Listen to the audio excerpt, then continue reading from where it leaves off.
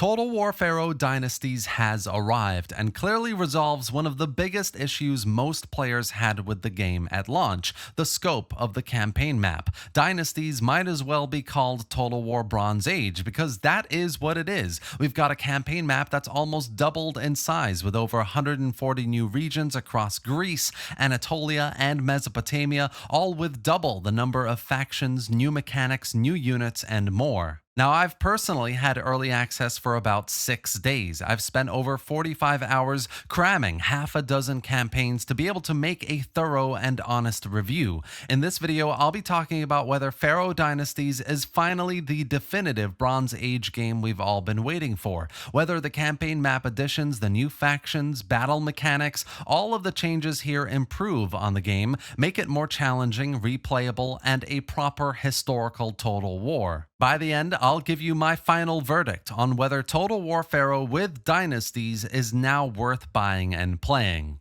So let's get started. What Dynasties does first and foremost is resolve one of the biggest problems the game had at release last year. Pharaoh was simply not the full Bronze Age world we were promised. The lack of major cultures and kingdoms definitely hurt its success, but with Dynasties now, we have all of that. You can play as Agamemnon's Mycenae, Priam's Troy, and fight to unite all of Greece. You can play as Adad Shuma Osur's Babylon or Ninurta Apal Ekur's Assyria and become the king of Mesopotamia, or you can play as one of the minor factions in between, trying to create an original dynasty in this chaotic world. The amount of new content alone means plenty of additional hours of gameplay, much of it replayable, at least on the surface. In my 45 hours with Dynasties, mainly with Mycenae and Babylon, as you can see here, I did my best to have an average game, expanding out, gaining more resources, building armies, building tall as well, going to war, vassalizing factions,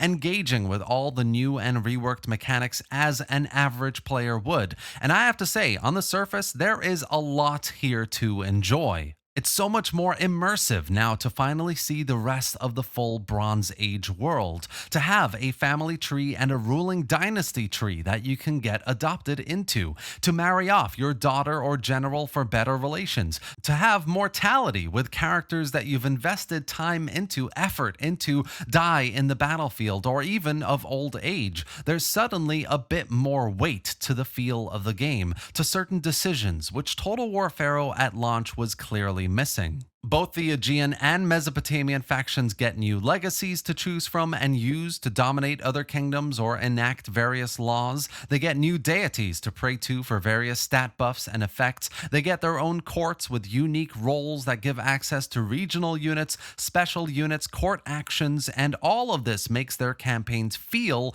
different and replayable. The breadth of new content here is truly immense. Clearly, Sophia has done a ton of research and put in loads of effort to make sure these factions play as differently as possible to the Egyptians, Hittites, Canaanites, and Sea Peoples. And to a certain degree, this has been successful simply due to their unique starting positions and circumstances, and some of their mechanics. But from a core gameplay design perspective, things are unfortunately still the same. While the amount of new content here is impressive, it does a very good job of ultimately masking Pharaoh's and really modern Total War's biggest problem: the lack of meaningful and risk-reward strategy. I'm very glad that the full Bronze Age world is here. It does add to the game, but after playing Mycenae and Babylon, I realized that the game still has no depth. The gameplay loop is still fixed squarely on this need for more resources: stone and wood for buildings,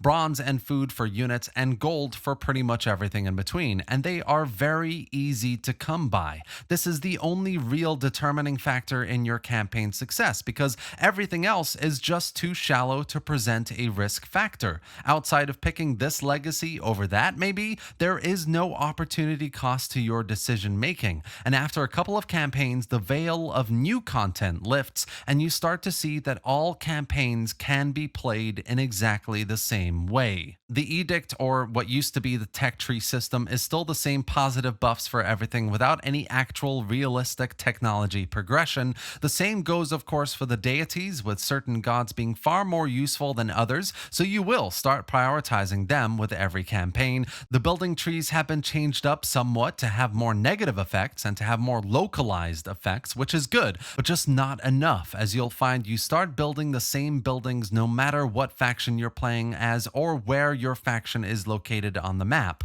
Diplomacy gets a shakeup with things like marriage proposals, diplomatic expansion options, but really all you end up using diplomacy for is trading some gold for food or annexing this faction or that. Even the legacy systems, while nice, just feel like mini games within the game that you don't really actually have to engage with at all. There is simply not enough strategy here. There never was in Pharaoh, and Dynasties unfortunately does not fix that. Why don't all cultures and factions get access to all the legacies? Why should Egyptians be the only factions to build wonders, or Mesopotamians the only factions to write laws, or Aegeans the only factions to have access to global recruitment? Modern Total War has essentially replaced mechanics that affect every faction, like population, disease and sanitation, proper exotic resources and trade systems, espionage, proper technology progression that affect resources, buildings, unit recruitment,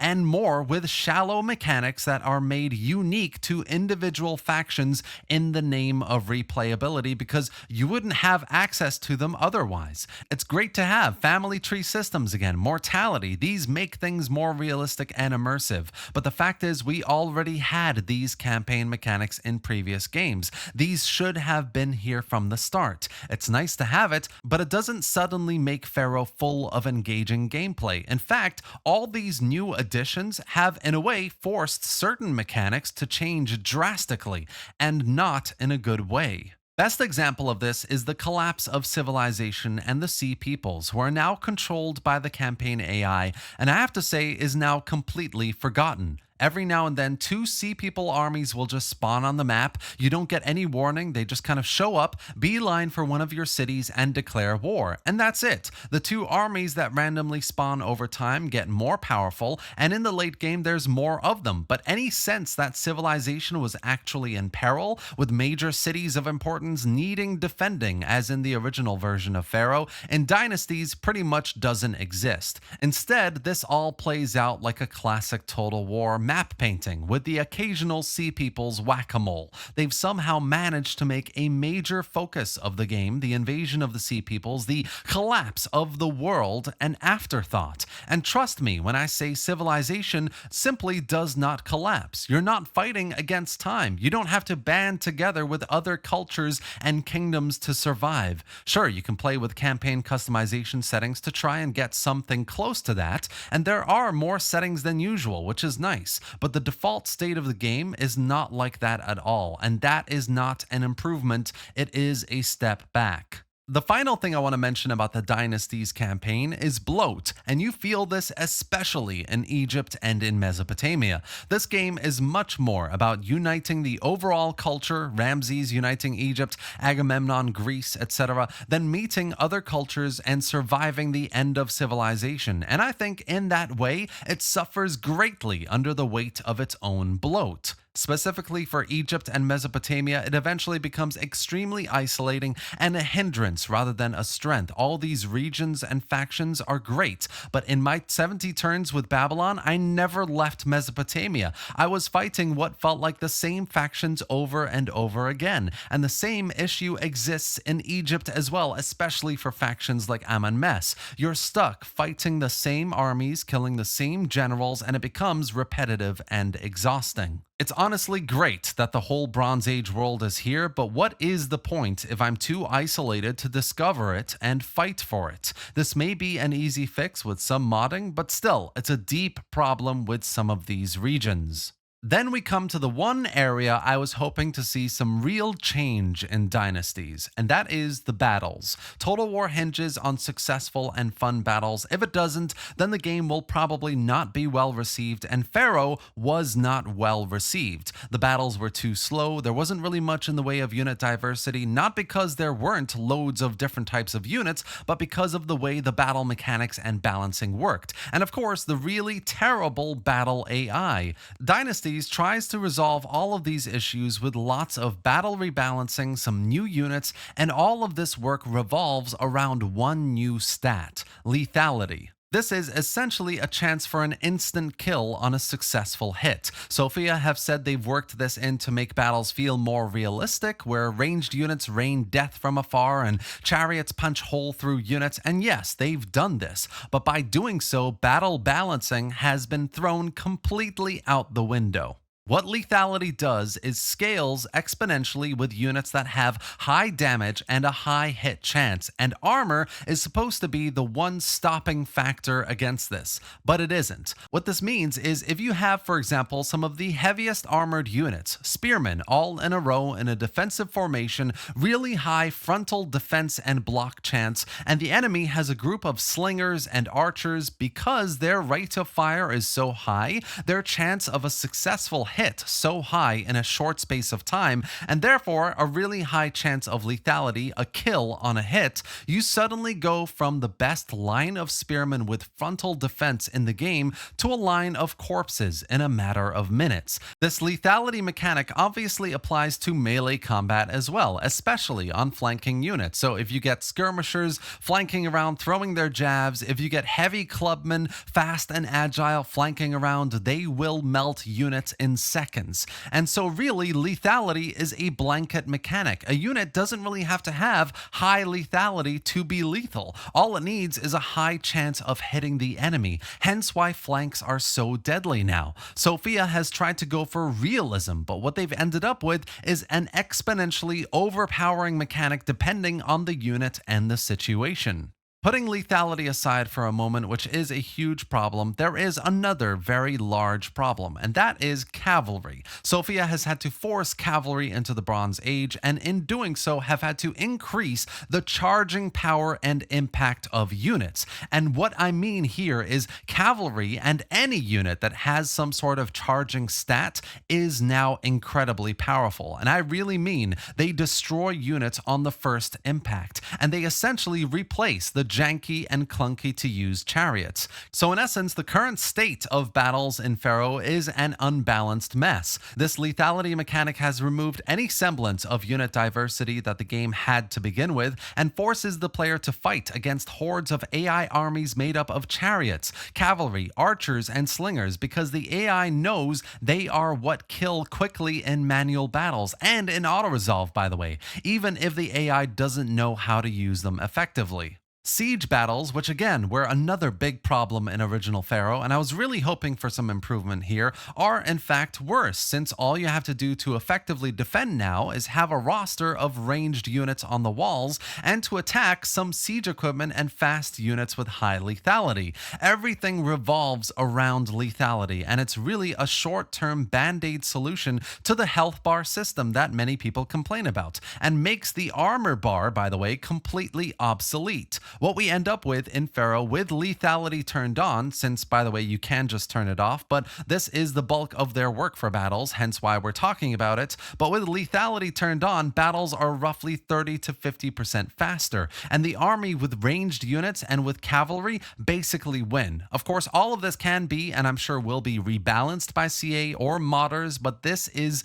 the current state of play in the battles. So on the one hand, we have a full Bronze Age game. You can play as any variety of different factions in unique starting positions. There is a welcome return of old historical mechanics that make things feel more immersive and interesting. But overall, the scale of the campaign is the biggest positive impact that Dynasty has on Pharaoh. But the core gameplay issues still remain, and in some ways are worse. You've got shallow, horizontal mechanics with little vertical depth, little to no opportunity opportunity cost or risk with potential consequences to your turn by turn decision making, and it's a real shame to see certain mechanics like the collapse of civilization, the Sea People's invasions, be reduced from a potential threat to an afterthought. Again, I had fun with a couple of campaigns, maybe up to 60, 70 turns, but after a while, I became more and more aware of this absence in meaningful gameplay, and it is extremely disappointing.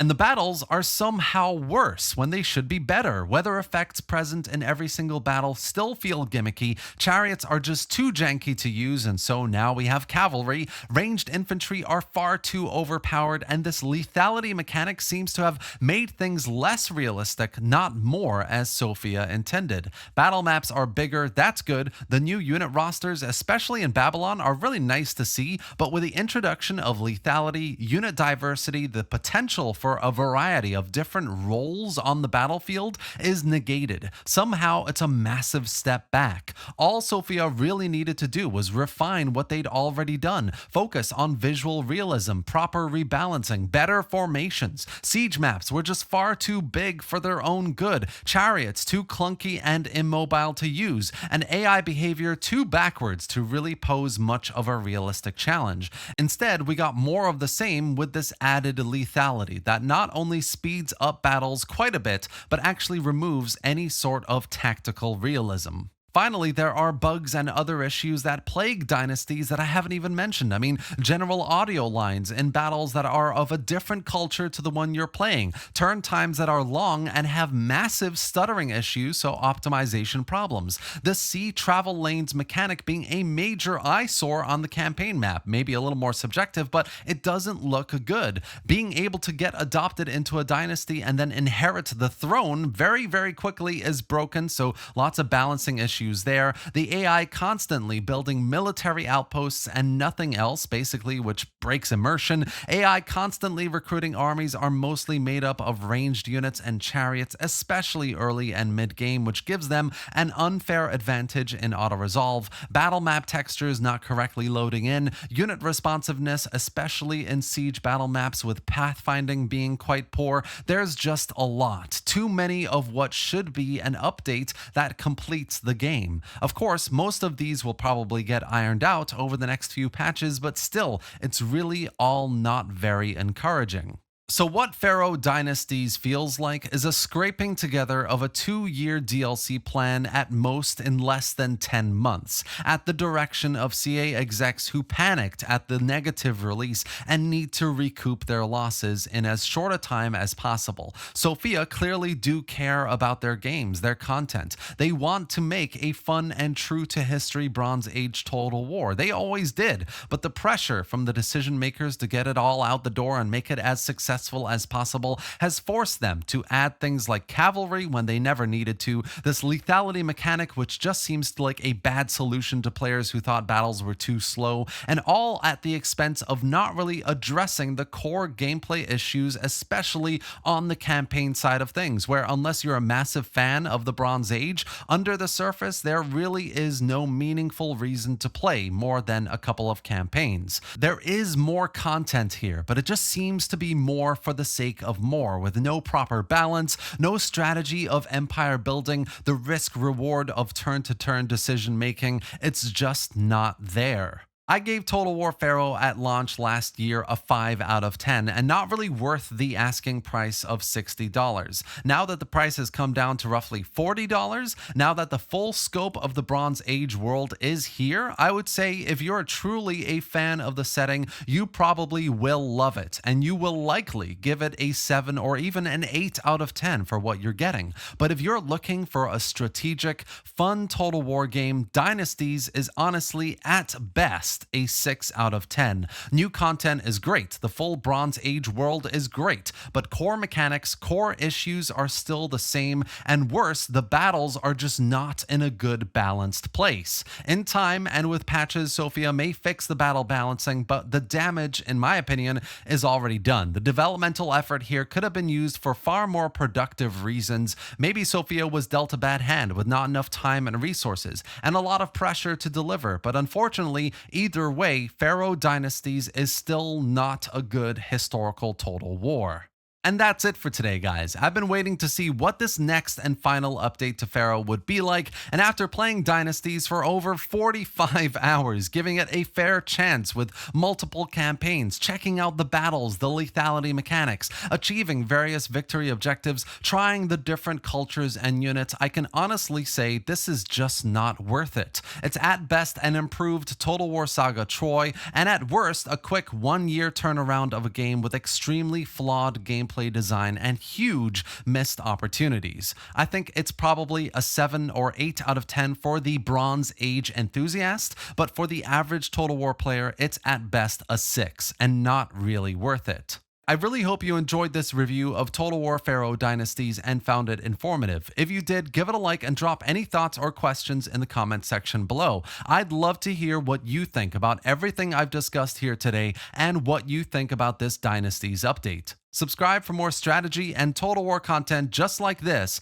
and thanks for watching, guys. I'll see you next time.